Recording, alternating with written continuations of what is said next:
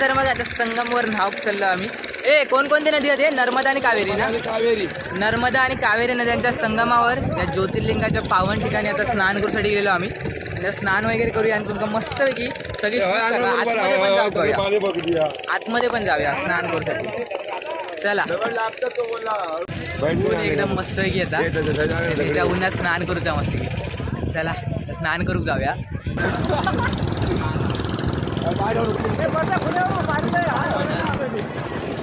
तर काय फायनली आपण असं आता नर्मदा नदीवर संगमावर स्नान करतो आणि मस्त की तुमका पण कसं वाटतं अनुभव होतं नक्की सांगा.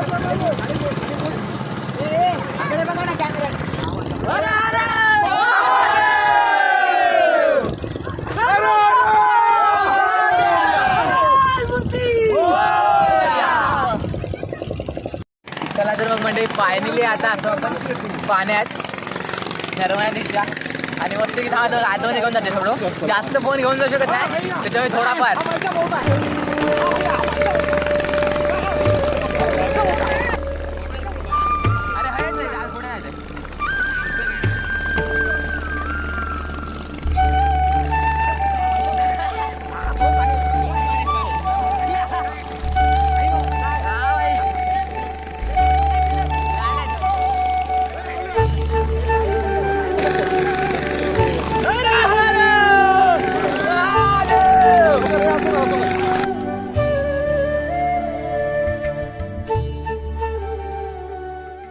फायनली आपला स्नान झालेला असा. मस्त की थंड गार पाणी होता एकदम. सगळे स्नान करून गेले बघा. सगळे स्नान वगैरे करून गेलेले आहेत. तर आता आपली सगळी मंडळी अंघोळ करून मस्तपैकी बोटीत बसलेली असत नर्मदा नदीवर स्नान करून झालेला. चला तर फायनली आपलं दर्शन झालेलं आता.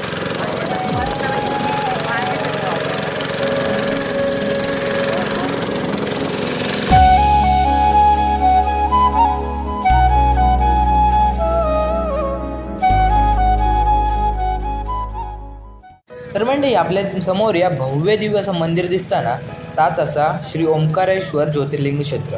जर वरून तुम्ही बघितलात ना टॉपवरून ड्रोन व्ह्यू तर तुम्हाला दिसेल की मंदिराची संपूर्ण पहाडी एरिया जो आहे तो वरून ओम आकारासारखा दिसतो.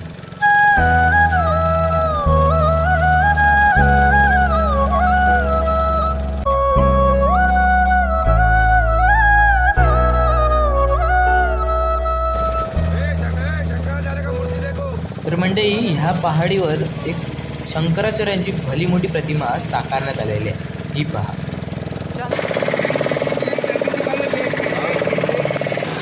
चला झालेला असा आपला राईड आणि आता मेन मंदिरात दिलेला असो आपण भगवान शंकराच्या दर्शनासाठी. चला लवकर दर्शनाची लाईनमध्ये लागू करूया आणि मग पुढचं दर्शन वगैरे कसं येणार तर आपण दाखवू. माका पाडून घालतो बोट अशी हा होता डळमळता पूर्ण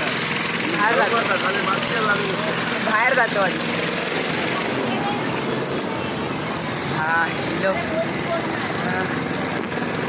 चला फायनली दर्शन घेऊचा.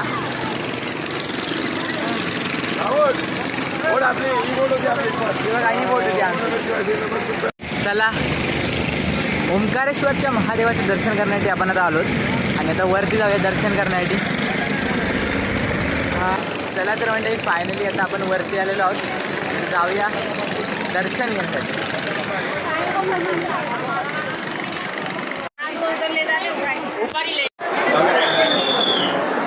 चला तर फायनली आता वर आलेलो असो आणि आता बॅग वगैरे सगळं ठेवचा काहीतरी आणि मग ताट ठेवून मग पुढे दर्शनाक जाऊचा. त्याच्यासाठी तयारी चाललेली आहे. बॅग वगैरे खाई ठेवायची आणि कसा खायचा आता व्यवस्था जरा लावणं चालू आहे. त्याच्यामुळे बघूया आता खाई ठेवूक जागा वगैरे मिळतं का. तुम्ही पण येलास तर पहिली खाली वगैरे बॅग कधी ठेवायची नाही. वर यायचा. वर शेवटला बॅग ठेवसाठी चप्पल ठेवसाठी खूप जागा असतात आणि त्याच्यामुळे आम्ही चढलेलो आहोत. जवळजवळ आता 2-3 माळे चढलो आहे. बॅगा ठेवणार आणि आम्ही दर्शनाला जाणार आहोत. बरोबरच म्हणजे बघण्यासारखं प्रेक्षणीय स्थळ आहे. धार्मिक स्थळ आहे. धार्मिक स्थळ 12 ज्योतिर्लिंगांपैकी एक. दर्शन हे मस्त आहे. तर म्हणजे आता जस्ट आपण इथं ही शंकराचार्यांची गुफा ही जसं तुम्ही एंट्रन्स करत असताना आतमध्ये येतात तेव्हा गुरु शंकराचार्यांची गुफा असावी पहिलीच या ठिकाणी. आपण नंतर येऊन पाया पडू पण तुम्हाला आधी दाखवायचं म्हणून मी दाखवण्यासाठी इलं ही शंकराचार्यांची गुफा असते. चला तर मग दर्शनासाठी आता जस्ट आपण फूल वगैरे घेतलेले आहेत, फूल वगैरे दर्शनासाठी. आणि आता जाऊया आता दर्शन लाईनमध्ये. लाईन खूप मोठी असते, आम्हाला तुमचं दाखवते.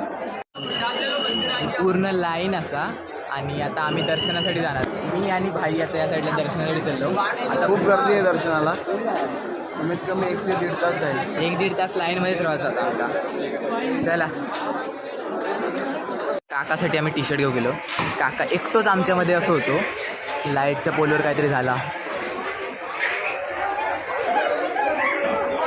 ऑरेंज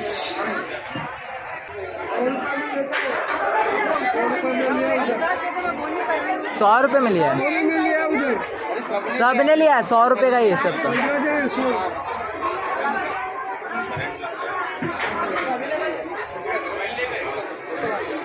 अरे शर्ट काढ. हां घे ना, पिशव्यात घे ना, हातात घे. आम्ही सगळ्यांनी महाकालवली शर्ट घातलेली आहेत, त्याच्यामुळे काकासाठी पण महाकालवला शर्ट.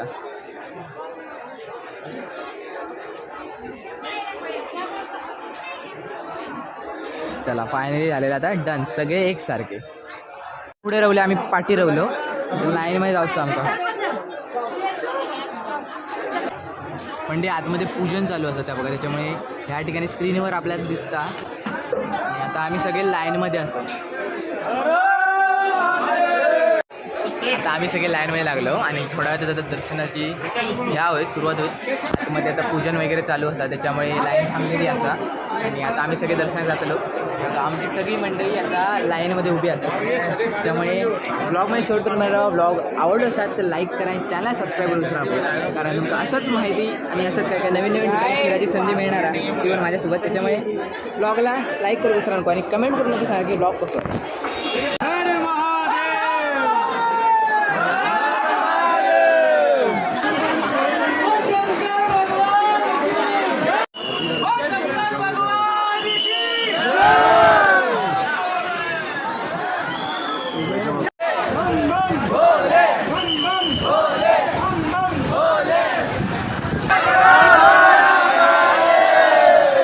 चला तर मग आता खूप वेळ लाईनमध्ये, 3:15ला लाईनमध्ये लागलेलो आहोत.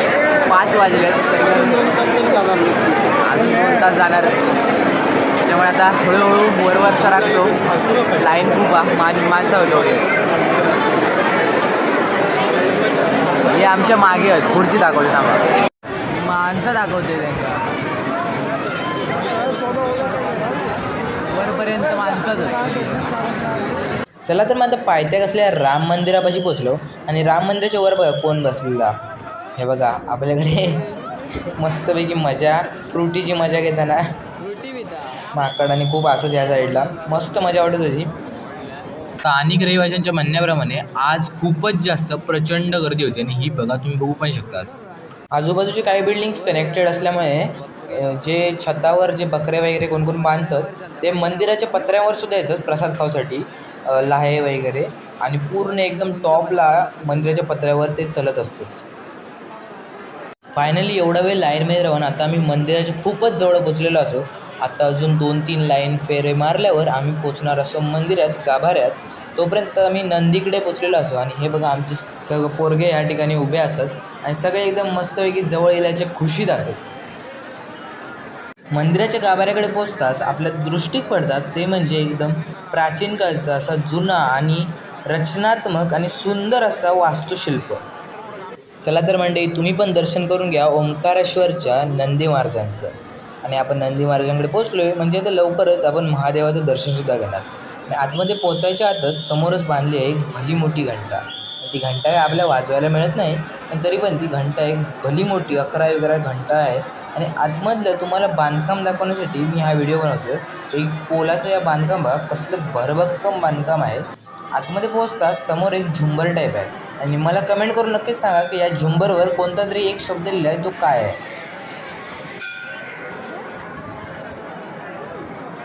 आताच्या जनरेशनमध्ये आपण असं समजतो की मॉडर्न आर्ट, मॉडर्न बिल्डिंग्स, कॉन्क्रीटच्या सिमेंटच्या बिल्डिंग्स म्हणजेच सर्व काही आर्किटेक्ट आहे. पण त्या काळी प्राचीन काळातही या अशा प्रकारच्या वास्तूंचा जे बांधकाम माणसाने केलेला होता ते पण खूप कौतुकास्पद आहे. आणि तुम्ही बघू शकता असं एकदम सटीक आणि नक्षीदार कोरीव बांधकाम आणि ते पण दगडावर. आणि ह्याची तुलना तुम्ही आजच्या मॉडर्न बांधकामाशी करूच शकत नाही. खूपच सुंदर आणि आल्हाददायक बांधकाम. आता आपण पोचलो मंदिराच्या मेन गर्भगृहात.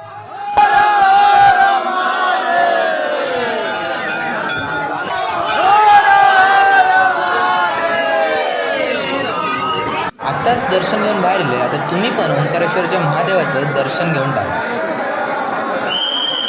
दर्शन घेऊन बाहेर पडताच आपल्याला दिसतंच ती म्हणजे संपूर्ण 12 ज्योतिर्लिंग. आणि मग काय कमेंट करून नक्कीच सांगा की तुम्ही कोणकोणती ज्योतिर्लिंग फिरला आहात. चला तर मग मंडळी फायनली आपलं दर्शन घेऊन झालेला जवळपास टाईम काय झालो 6:15 झाले 6:03 ते 6:15 बरोबर 4 तास लागलेले आहेत दर्शन घेण्यासाठी. आणि कधी येत असाल तर लक्षात ठेवा वेळ लागतं दर्शन घेण्यासाठी, त्याच्यामुळे तयार राहा. पण मस्त वाटलं इथून दर्शन घेऊन. तिकडनं पटापट बाहेर काढतात पण तरी पण एक दर्शन घेऊनचा एक सुवस्थता मिळालेला असा. आणि आता एक पहिला ज्योतिर्लिंग कंप्लीट झालेला असा आणि उद्या उज्जैन दुसरा ज्योतिर्लिंग आपले कंप्लीट करायचा असा. त्याच्यामुळे जर्नीमध्ये बनत राहा आणि व्हिडिओला व्हिडिओ लाईक करा, चॅनल सबस्क्राईब करा. आता जस्ट तरी बाहेर येलो दर्शन घेऊन. बाहेर येलेलं तुमका अभिमुक्तेश्वर महादेव मंदिर मिळतं आणि इकडे पण तुम्ही प्रदक्षिणा आणि दर्शन घेतल्यावर मग इकडनं तुम्ही पुढे निघू शकता. आता आपण इल्लव जगद्गुरू शंकराचार्य यांच्या गुफेमध्ये दर्शन घेण्यासाठी आतमध्ये या साईडला गुफा आहे ती दाखवतो तुम्हाला. गुहा पूर्ण दर्शन आपण घेऊया आधी.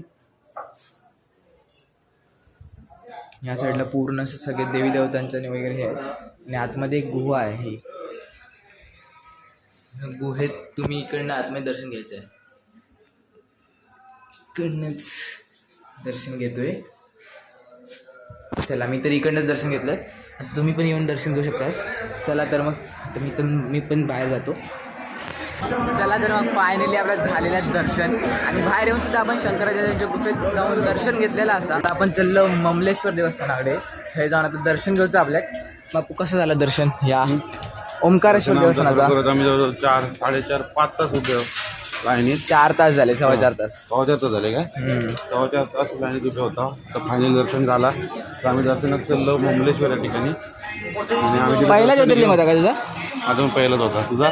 माझा पण पहिला ज्योतिर्लिंग. तू असं विचार तू 10 गेला विचारतोय ना मी. तुझा पण काय होणार केला नाही त्यांनी बाई नाही सासा ना, विचारलं ते.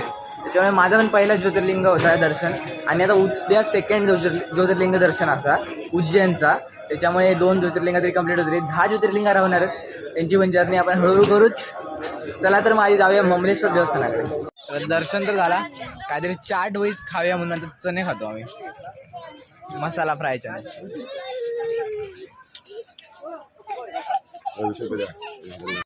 चला परत एकदा जर्नी सुरू. चला तर मग आता ह्या ब्रिजने आपण चाललो ममलेश्वर देवस्थानाकडे. आणि आजचो एमपीचो एक्सपिरियन्स तो मस्त होतो. काय मग ओंकार कसं होतं? एकदम फर्स्ट क्लास. एक ज्योतिर्लिंगाचा तुझा किती होता या पहिला ज्योतिर्लिंग? पहिलाच या फर्स्ट टाइम आलो आम्ही तर. सगळ्यांचा मॅक्सिमम त्यांचा फर्स्ट हा.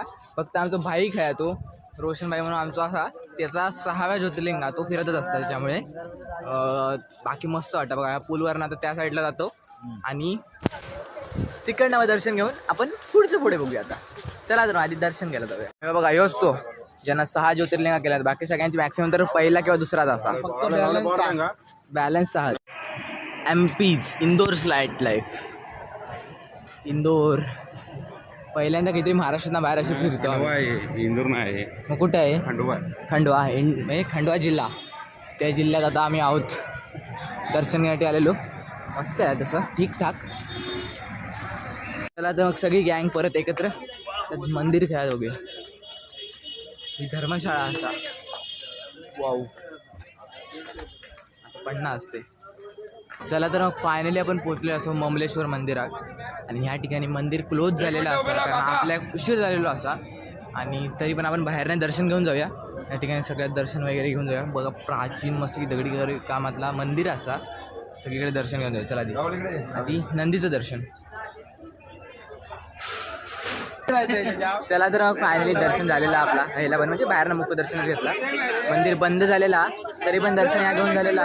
चला तर आता जरा पुढच्या प्रवासाकडे निघाय आपण. चला तर मंडळी आता दर्शन वगैरे सगळं झालेलं असं आपलं आणि आता जस्ट तरी एका ढाब्यावर इलो थोडंफार काहीतरी खातं वगैरे आणि पुढे पण आता जर्नी रात्रीची इंटरेस्टिंग मस्त करणार असो. त्याच्यामुळे ब्लॉग आवडला असेल तर ब्लॉगला लाईक करा आणि चॅनल सबस्क्राईब करा. आजच्या ब्लॉगमध्ये एवढाच. चला तर भेटूया पुढच्या ब्लॉगमध्ये. Bye bye.